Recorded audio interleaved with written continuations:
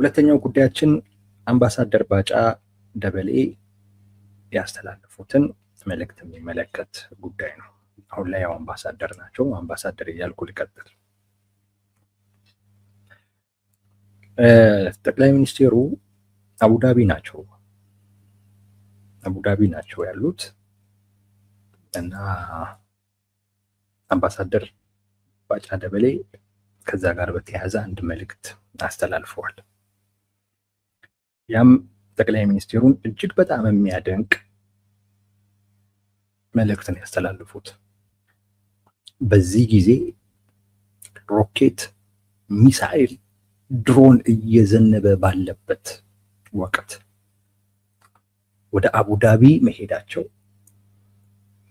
አንድም ለዛ ላሉት ወንድምና እህቶቻችን ያለንን የማይነጠፍ አይነት አጋርነት የሚያሳይ ነው። ሁለተኛ ኢትዮጵያዊ ጀግንነትንም ጭምር የሚያሳይ ጉዳይ ነው በሚል በዚህ በሁለት አይነት መልኩ አቅርበውታል። እና ደግሞ ምን ተሰምቷቸው ደግሞ አላቅም፣ ለጠቅላይ ሚኒስቴራችንም ደግሞ ጸልዩላቸው የሚልም ደግሞ መልእክትም አቅርበዋል። ኤኒዌይስ የጸሎቱ ጉዳይ ላይ ሀሳብ አስተያየት አልሰጥም፣ ግን በሁለቱ ጉዳይ ላይ ግን ሀሳብ ሰጣለሁ። አንደኛው ነገር አጋርነትን ማሳየት በሚለው፣ ሁለተኛው ደግሞ ጉዳዩ ከጀግንነት ጋር የተያያዘ ነው ወይ የሚለውን ማለት ነው። ለእኔ እንዳልኳችሁ ማሳጣት የሚል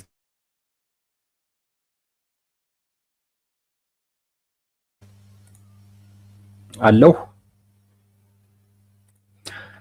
ኦኬ፣ ለእኔ ማሳጣት የሚል ትርጉም ነው የሰጠሁት እንጂ አምባሳደሩ እንዳሉት ጉዳዩ አጋርነትን የማሳየት ጉዳዩ ጀግንነትን የሚያሳይ አድርጌ አልወሰድኩትም። ለዚህ የራሴን ምክንያቶች አቀርባለሁ። እውነት ነው፣ በተለይ ዩናይትድ አረብ ኤምሬትስ ኢራን ከእስራኤል ቀጥሎ በጣም የደበደበቻት ሀገር ብትኖር የተባበሩት አረብ ኤምሬትስ ነች ወይም አቡዳቢ ነች። በጣም ብዙ ሚሳኤል፣ ብዙ ድሮን የተተኮሰባት ሀገር ማለት ነው። ከሌሎቹ በንጽጽር ሲታይ የበዛው ወደ አቡዳቢ ነው የተተኮሰው እና በዚህን ወቅት ላይ ጠቅላይ ሚኒስቴሩ ወደዛ መሄዳቸው፣ በአካል መገኘታቸው ምንም ጥያቄ በሌለው አይነት መልኩ በዲፕሎማሲ ቋንቋ በጣም በጣም ትልቅ የአጋርነት ስሜትን የሚያሳይ ለአቡዳቢ ማለት ነው። ለዛ ህዝብ፣ ለዛ መንግስት በዛ አይነት መልኩ ሊታይ እንደሚችል እረዳለሁ። ብዙውን ጊዜ መሪዎች ይህንን ያደርጋሉ።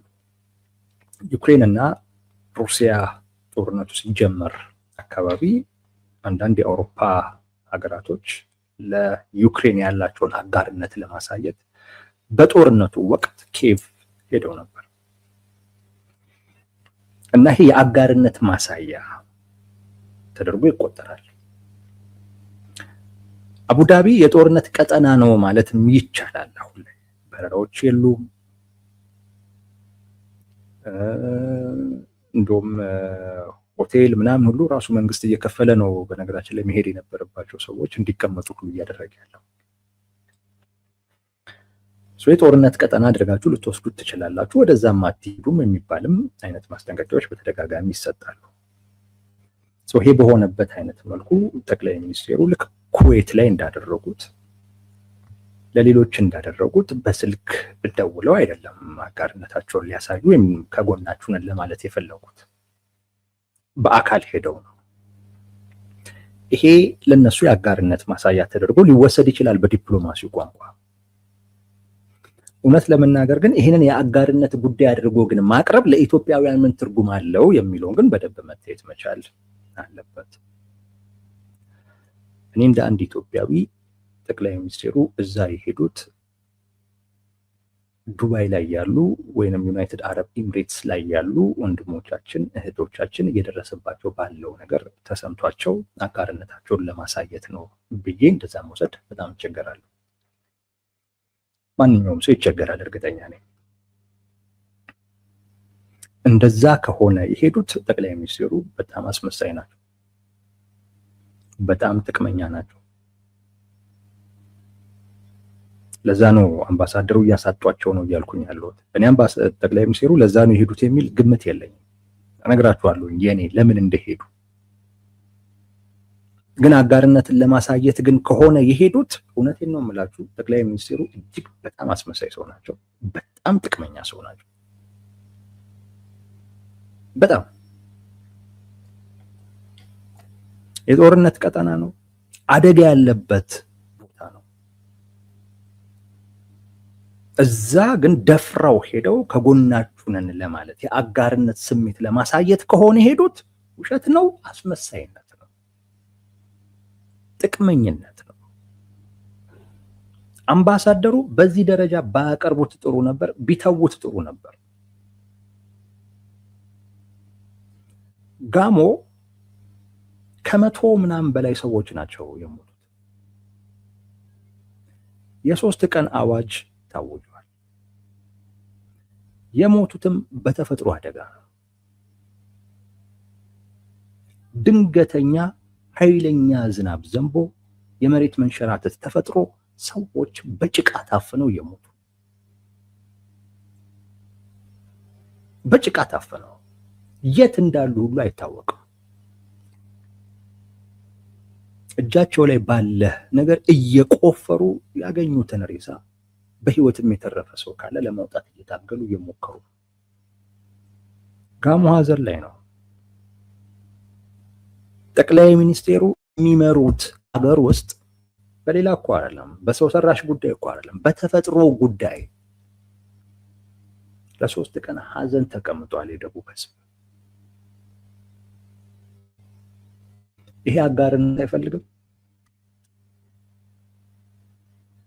ይሄ ህዝብ ትኩረት አይፈልግም፣ እገዛ አይፈልግም፣ ድጋፍ አይፈልግም፣ አይዟችሁ የሚላቸው አካል አይፈልግም። አንድ መስመር አልጻፉም ጠቅላይ ሚኒስትሩ፣ አንድ መስመር።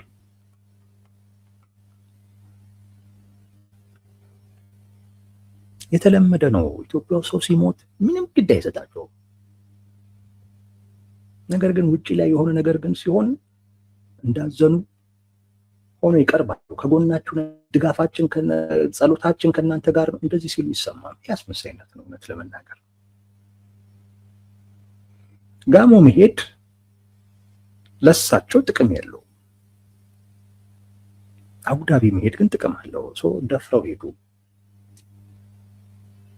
ደፍረው ነው ሄዱት።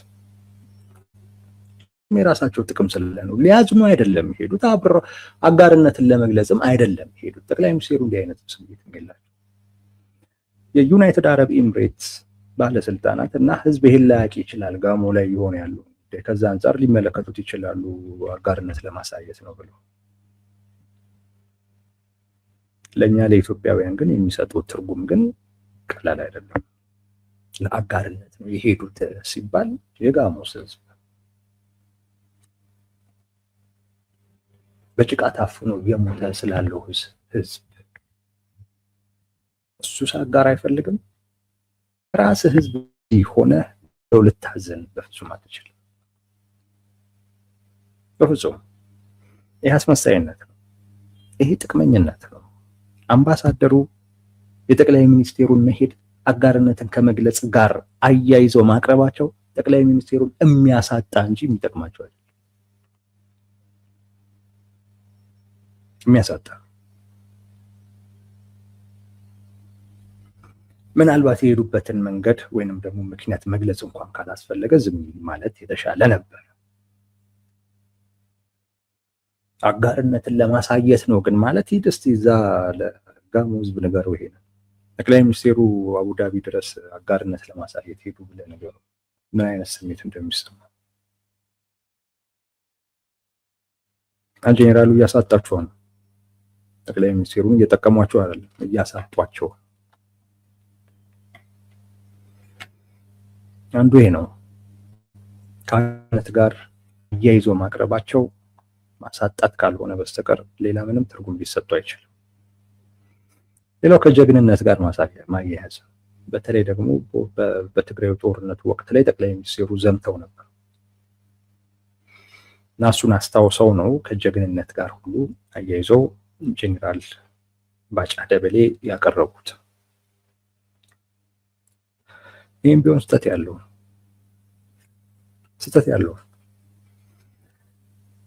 ኦኬ፣ ሀገር ውስጥ ያለው ጉዳይ ላይ ልዘምት ትችላለህ፣ መዝመትም ግድ ሊሆን ይችላል። መቼም ሽንፈት እየመጣ ነው ብሎ ከመሸሽ ነገሩን ሄዶ መጋፈጥ እውነት ለመናገር ድፍረት ነው ሊባል ይችላል። እኔ ጠቅላይ ሚኒስትሩ በስልጣናቸው የመጣ ጉዳይ ላይ ምንም ነገር እንደሚደፍሩ አውቃለሁ። ምንም በስልጣናቸው ላይ የመጣን ምንም ነገር እንደሚደፍሩ እኔ ተጠራጥሬ አላውቅም። ፈሪ ናቸው ልል ፈልጌ አይደለም፣ ጀግንነት ጋር ማያያዙ ልክ አይደለም ስል ጠቅላይ ሚኒስትሩ ፈሪ ናቸው ጀግና አይደሉም ልል ፈልጌ አይደለም። በእርግጥ ጀግናም ናቸው እያልኩኝም አይደለም። ግን ስልጣናቸውን በሚመለከት ግን ምንም ነገር ለማድረግ የሚያስችል ድፍረት እንዳላቸው ግን አውቃለሁ። አቡዳቢ መሄድን ግን ከጀግንነት ጋር ግን ማያያዝ በጣም ስህተት ነው። ለምን ማለት ይሄ እንዴት ነው ጀግንነት ሊሆን የሚችለው? ሚሳኤል እየወረደ ነው፣ ድሮን እየወረደ ነው። እዛ ሄደህ አጋርነትን መግለጽ እንዴት ሆኖ ነው ጀግንነት ሊሆን የሚችለው? ይሄ አጉል ጀብደኝነት ካልሆነ በስተቀር ይሄ በፍጹም ጀግንነት ሊሆን አይችልም። አንድ ኃላፊነት የሚሰማው አካል ለሌላ ሀገር ሄዶ አጋርነትን ለመግለጽ እንደዚህ አይነት ሪስክን መዳፈር ይሄ ጀግንነት አይደለም። ይሄ አጉል ጀብደኝነት ነው። እውነቴን ነው የምላችሁ። ጠቅላይ ሚኒስትሩ ተወደደም ተጠላም የኢትዮጵያ መሪ ናቸው። ተቀበልኩም አልተቀበልኩም እሳቸው መሪ ናቸው። የምትቀይረው ነገር አይደለም። ወደድካቸውም ጠላቸውም እየመሩ ነው ያሉት። መሪ በኢትዮጵያ ፖለቲካ ውስጥ አንድ ነገር ሲሆን ሊፈጠር የሚችለውን ነገር የምናውቀው ነው።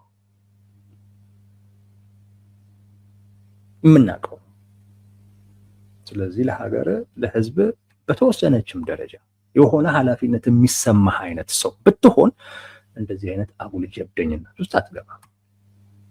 ልብ በሉ፣ እኔ ጠቅላይ ሚኒስትሩ የሄዱት አጋርነትን ለመግለጽ ነው ብዬ አይደለም። ይሄን እያሉ ያሉት ጄኔራል ባጫ ደበሌ ናቸው። ጄኔራል ባጫ ደበሌ ጉዳዩን ከአጋርነት ጋር ማያያዛቸው ጠቅላይ ሚኒስትሩን ማሳጣት ነው። ምክንያቱም አጋርነት የሚፈልግ በጭቃ ታፍኖ እየሞተ ያለ ህዝብ አለ። ይህን ድርጊት ከጀግንነት ጋር ማያያዝ ማሳጣት ነው። እንደዚህ አይነት ኃላፊነት የጎደለው አይነት ተግባር ከጀግንነት ጋር ተያይዞ አይታይም፣ አጉል ጀብደኝነት ካልሆነ በስተቀር። ጀግንነት ውስጥ የኃላፊነት ስሜት አለ። ዝም ብለህ ነገሮችን መድፈር አይደለም ጀግንነት ወዳጄ። ጀግንነት ውስጥ ትመርጣለህ፣ የምትደፍረውን መድፈርም የሌለብህን ነገር ትመርጣለህ። አጉል ጀብደኛ ነው፣ ሞኝ ነው፣ ሁሉም የመጣውን ነገር በሙሉ ካልተጋፈጥኩኝ የሚል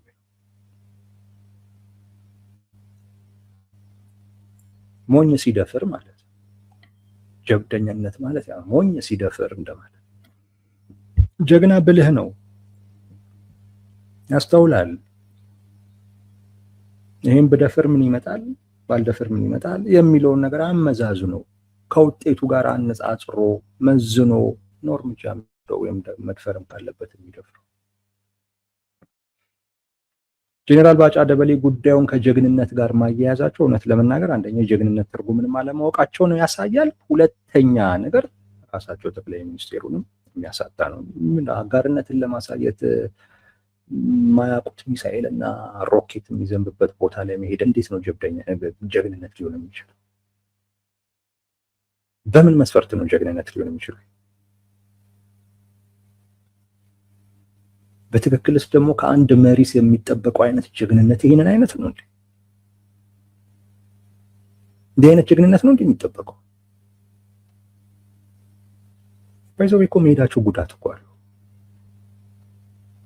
በጣም ጉዳት እኮ አለው። ጠቅላይ ሚኒስቴሩ ወደ ዩናይትድ አረብ ኤምሬትስ መሄዳቸው በጣም ትልቅ ጉዳት እኮ አለው።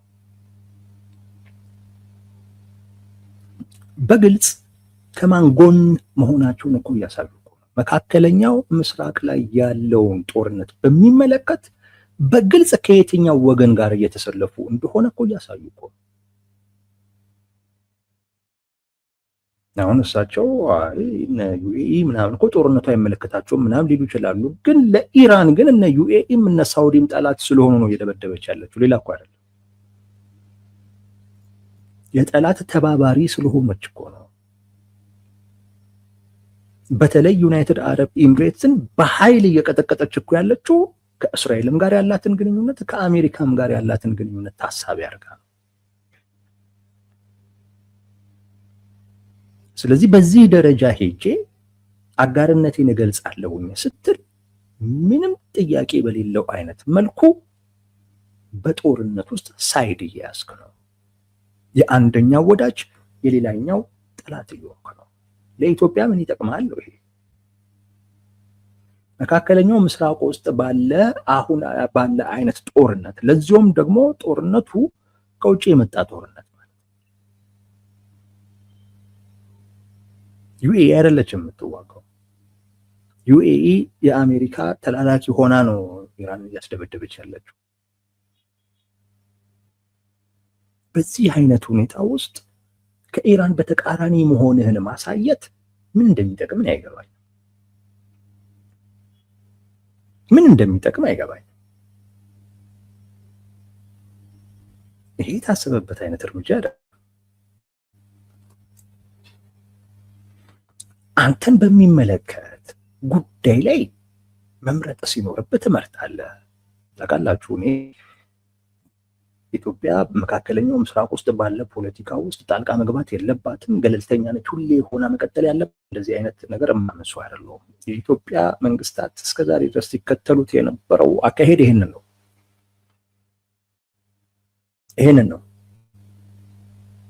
ከዛም ጋር ከዚህም ጋር በተለያየ ጉዳይ ላይ ይቀራረባሉ። ነገር ግን ሁለቱ በሚገናኙበት በሚጋጩበት ጉዳይ ላይ ግን ኢትዮጵያ የአንዳቸው ወገን ሆና አትቆምም እስከዛሬ ድረስ። ይሄ የታየው በጠቅላይ ሚኒስትር አብይ አህመድ። እኔ በተወሰነ ደረጃ ደግፋለሁ።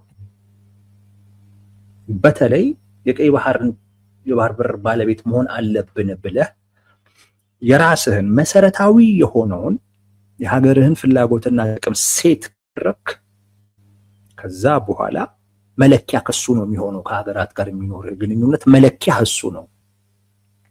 ይህን በሚመለከት ከጎንህ የሚሆን እና ከራሱ ፍላጎትና ጥቅም ጋር አያይዞ የሚያየው አካል ጋር ከጎኑ ትሆናለህ። ይህንን የሚቃረንን አካል ትቃረናለህ። ሁለቱን እኩል ልታይ አትችልም። ወሳኝ በሆነ ጉዳይ ላይ ወሳኝ የሆነ ግንኙነት የፈጠረልህን አካል ከዛ ጋር እኩል የምታይበት ምንም አይነት መመዘኛ ስለሌለ ማለት ነው። ራስን በሚመለከት ጉዳይ ኦፍ ኮርስ ግን አሁን ባለው በኢራን በአሜሪካና በእስራኤል ግጭት አንዱን ሳይያዝ ምን ያደርጋል?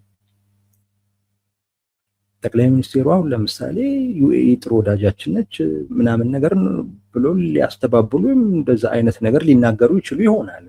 ከና አሜሪካ ከእስራኤል ጋር አልሆንኩም አይነት ነገር ሊሉ ይችሉ ይሆናል። ግን ይሄ ግልጽ ነው። ቢያንስ ከኢራን በተቃራኒ ናቸው ጠቅላይ ሚኒስትሩ። ከኢራን በተቃራኒ ነው የቆሙት። ዩኤኢ እኮ ከአሜሪካና ከእስራኤል ጎን እኮ አልቆመችም። እንደዛ እኮ ቆማ እኮ አይደለም፣ በግልጽ እኮ አልቆመችም። ግን ከዛ እየተነሱ ግን ጥቃት ይፈጽማል። ኢራን ዩኤኢን ለመምታት፣ ሳውዲንም ለመምታት፣ ሌሎቹንም ለመምታት ምክንያት የምታደርገው ያንን ነው። በዚህ ወቅት ከኢራን በተቃራኒ ነኝ የሚለውን መልእክት ማስተላለፍ ለምን ይገባል? ጉዳት አለው። አጋርነትን መግለጽ ጀግንነት ተደርጎ አፕሪሺየት የሚደረግ የሚደነቅ ጉዳይ አይደለም። ከሀገር አንጻር ሲታይ ጉዳት አለው። ደግሞ ዘላቂ ጉዳት ነው የሚኖረው። ይሄ የዛሬ ጉዳይ ብቻ አይደለም፣ ዛሬ የሚበቃ ጉዳይ ብቻ አይደለም። ኢራን ብዙ ነገር ነው እያጣች ያለችው። መለኪያዋ ነው ለኢራን ቀጣይ ከሀገራት ጋር ለሚኖራት ግንኙነት ይሄ ወቅት ለኢራን መለኪያዋ ነው። የዛሬን ጉዳይ ብቻ አይተህ በዚህ ወቅት ላይ አንዱን ሳይድ መያዝ ማለት በጣም ትልቅ ስህተት ነው። ትልቅ ስህተት ነው። አይመለከትህም። ይህን አጋርነትን ከመግለጽ ከጀግንነት ጋር አያይዞ አምባሳደሩ አፕሪሺየት ሲያደርጉት ነበር። ፍጹም ስህተት። የብልጽግና ሰራዊትም እንደዚሁ ሲያደርግ ነበር። ይህ ሀገርን ጎዳ አቋም ጠቅላይ ሚኒስትሩ ያደረጉት ለምን እንደሆነ ነግራቸዋለሁ።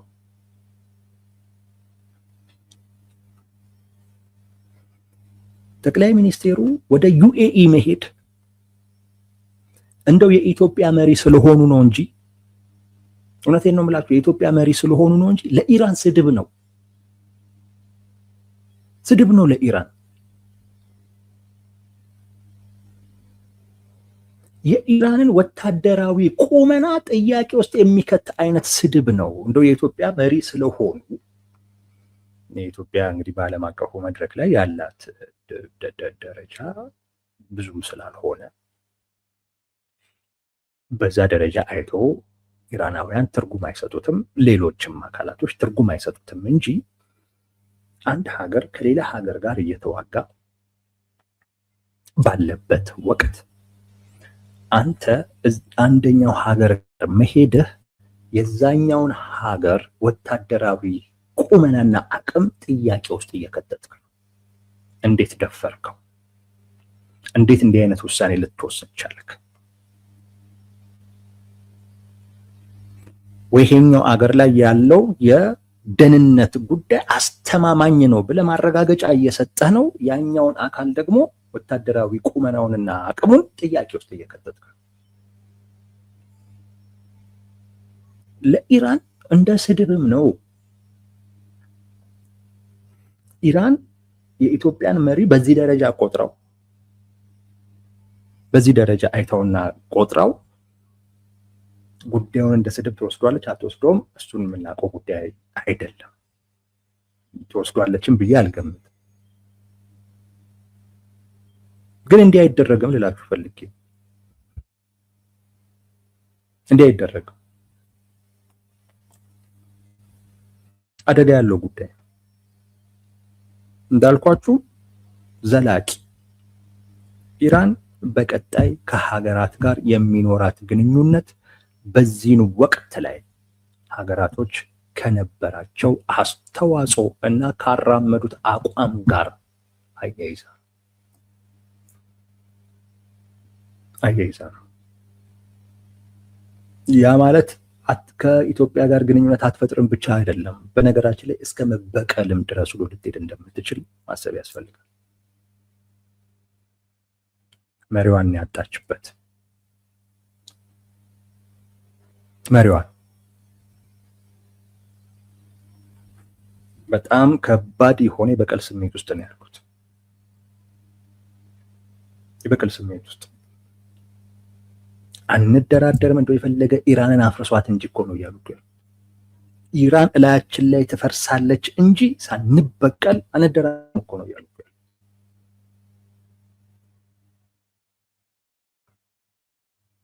ከዛ ውጪ የጦርነቱን ሁኔታ ደግሞ ስታዩት እና አሜሪካም እና እስራኤልም የሚፈልጉትን አይነት ውጤት ያመጣሉ ተብሎ የሚጠበቅም አይደለም። ሪጅም ቼንጅ ነው ማምጣት የሚፈልጉት። ኢራን ላይ የመንግስት ለውጥ ነው ማምጣት የሚፈልጉት። ያ ግን መሆን የሚቻልበት አይነት ሁኔታ ቢያንስ አሁን ላይ የታየ አይደለም።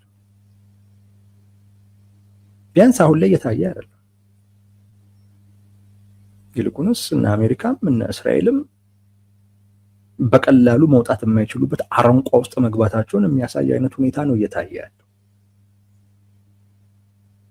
በእነሱ እዚህ ጉዳይ ውስጥ መግባት ምክንያት ዓለም እየታመሰ ነው፣ ዓለም እየተቸገረ ነው፣ ዓለም እየተሰቃየ ነው ያለው። ነገ ከነገ ወዲያ ይሄ ዓለም ኢራን ላይ የሚጮህ እንዳይመስልህ። ጉዳዩን የጀመሩት ለአሜሪካ እነሱ ናቸው። በእንደዚህ አይነት ወቅት ላይ ሳይድህን የሚያሳይ አይነት እንቅስቃሴ በፍጹም አይደረግም እና አደጋ ያለው ነው። የምን ጥቅም? ጭራሽ ከአጋርነት ጋር ተያይዞ ጭራሽ ከጀግንነት ጋር ተያይዞ ሊነገር የሚችል ጉዳይ አይደለም። ጠቅላይ ሚኒስቴሩ ግን መሄድ ነበረባቸው።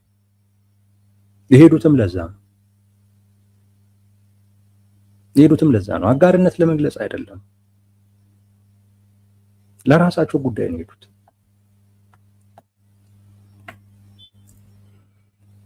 ከአሜሪካ ውጭ ጉዳይ ሚኒስቴር ጋር በስልክ አውርተው ነበር።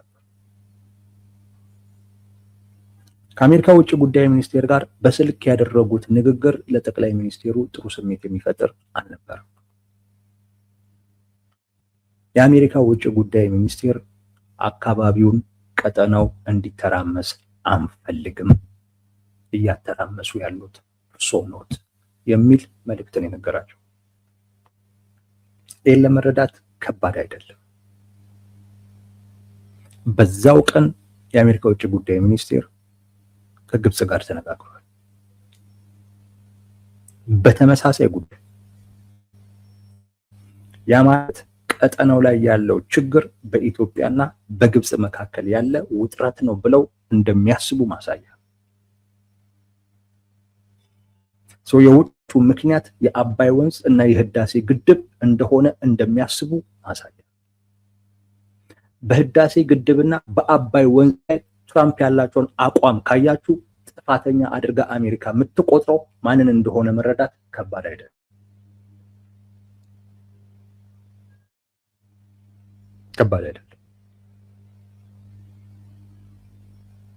ጠቅላይ ሚኒስትሩ ምናልባት ከዚህም በላይ ተነጋግረዋል።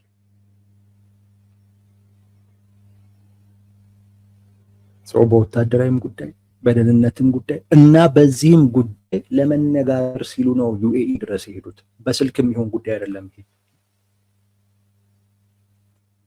በስልክ የሚሆን ጉዳይ አይደለም። የሆነ ልዑክ በመላክ የሚሆን ጉዳይ አይደለም። የእሳቸው ጉዳይ ነው። በራሳቸው ነው መሄድ ያለባቸው። ትልቅ ጉዳይ ነው። ወታደራዊ ጉዳይ ነው። ከደህንነት ጋር የተያያዘ ጉዳይ ነው። ከአሜሪካ ጋር የተያያዘ ጉዳይ ነው። ሬድዋን ሁሴንን አይልኩም። ለዚህ እንደዚህ አይነት ግንኙነቶችን ጠቅላይ ሚኒስቴሩ በራሳቸው ነው የሚያደርጉት። የበታቾቻቸው እንኳን አያውቁትም። ይሄ በዚህ አስጨናቂ ወቅት የሄዱት ለዚህ ነው፣ ሌላ አይደለም። የአሜሪካ መንግስት በእሳቸው ላይ የያዘውና ያሳየው አቋም ደስተኞች አይደለም። ከዛ ውጪ ደግሞ የጠቅላይ ሚኒስትር አብይ አህመድ አስተዳደር ይህንን ወቅት ወደ ጦርነት ለመግባት የመጠቀም ፍላጎት እንዳለው በተለያየ አይነት መንገድ አሳይቷል፣ ገልጿል። እዚህም አንድ ፕሮግራም አቅርበናል። ለአሜሪካ ለእስራኤል ያደረጉት ጥሪ ብለን ኢራን የኤርትራ መንግስት ልትጠቀም ትችላለች፣ ኢራን የሁቲ አማጽያንን ልትጠቀም ትችላለች፣ አልቃይዳን አልሸባብን ልትጠቀም ትችላለች፣ ባብል መንደብን ልትዘጋ ትችላለች። ይህን ነገር አስባችሁበታል ወይ? ልታስቡበት እኮ ይገባል የሚል መልእክት አስተላልፏል። ይሄ ግልጽ ነው። በዚህ ቀጠና ላይ የእናንተን ፍላጎት የሚያስፈጽም አይነት ተግባር እንከውን ብለው እየጠየቁ ነው ያሉት።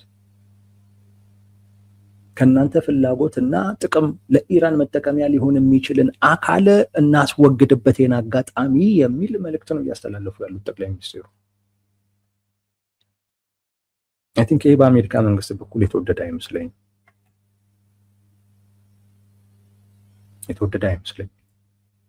እዛ ዩኤኢ ድረስ ሄደው ወይ የአሜሪካ መንግስትን እንዲያግባቡላቸው ወይንም ደግሞ ለአሜሪካ መንግስት ምን አይነት መልስ መስጠት እንዳለባቸው ለመነጋገር የሄዱት። ምክንያቱም ፕሮጀክቱ የግላቸው ብቻ ስላልሆነ ማለት እንጂ አጋርነትን ለመግለጽ አይደለም። ጉዳዩን ከአጋርነት ጋር ማያያዝ በጣም ስህተት፣ ጉዳዩንም ጀግንነትም አድርጎ ማያያዝ በጣም ስህተት። እንደውም በደንብ ካየነው የጠቅላይ ሚኒስቴሩ እዛ መሄድ ኢትዮጵያ በጣም ትልቅ ታሪካዊ በሆነ አጋጣሚ ላይ አሰላለፏን በግልጽ ያሳየችበት አጋጣሚ ነው። መሆን የሌለበት ትልቅ የፖለቲካ ስህተት፣ የዲፕሎማሲ ስህተት ተደርጎ ሊቆጠር የሚችል ወይ ቢያንስ ከኢራን ጎን እንዳልሆኑ ነው ያሳዩት።